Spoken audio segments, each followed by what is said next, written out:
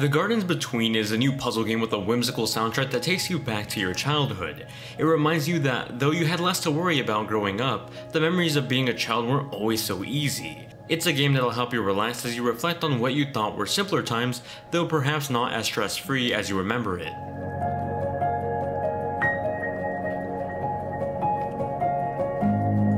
The Gardens Between stars Ariana and Frent, two best friends who find themselves in this magical dimension that displays their memories in the form of dioramas. These dioramas take elements from these best friends' past, displaying the good, bad, and the great times the two share.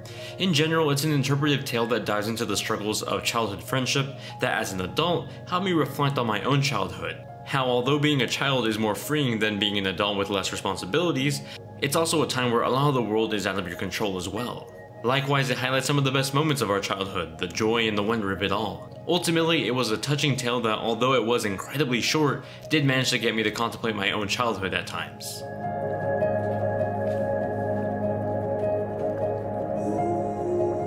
As a viewer, you might be watching this gameplay and be thinking that I'm controlling the characters on screen. If so, you'd be wrong. As a player, you're actually instead controlling the flow of time and how that affects the main characters and the environment around them.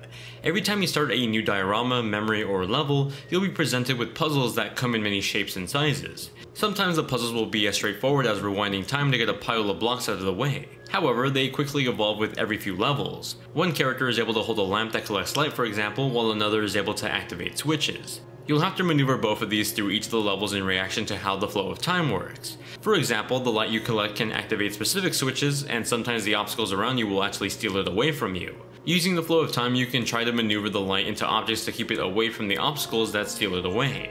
You'll find various evolving puzzles like this that center around the flow of time. The entire experience felt relaxing. While yes, some of the puzzles did get me to backtrack a few times to figure them out, for the most part the challenge wasn't stressing at all or really there. It was just enjoyable. The disappointment was actually just how short the game was. While I think some games can pull off being short in their experience if it still manages to feel complete, The Gardens Between doesn't really feel complete. The levels get more convoluted with every single level, and even though it ends with a large multi-scale level, I feel like there was still room for more challenges. If you were to sit down and play The Gardens Between, it's a game you can easily beat in about 2 to 3 hours. It's a solid experience, just one that ended too soon.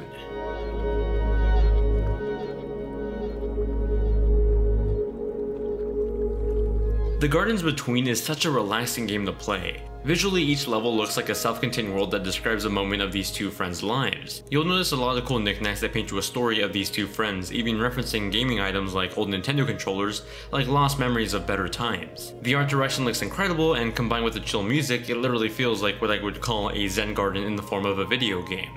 For this review, I played the game on both PC and Nintendo Switch. Performance differences are certainly there. I noticed that the Switch version would occasionally see a loading stutter in between levels where the PC version was completely smooth. Additionally, the Switch version runs at a lower 720p resolution as compared to 1080p on the PC. The differences in visuals didn't really bother me too much, with really the only significant change that stood out to me being the saturation levels on the Switch. Oddly enough, the colors look a bit more natural on the PC version, while the Switch version looks more saturated, most notably in the clothing of the characters.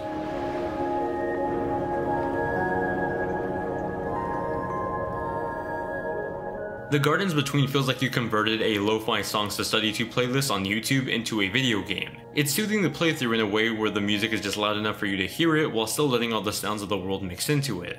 The chimes of objects and footsteps on the floor feel like a grand ASMR video with the music playing in the background. If you do end up picking up this game, do yourself a favor and play with a pair of headphones in the dark just to get lost in the world.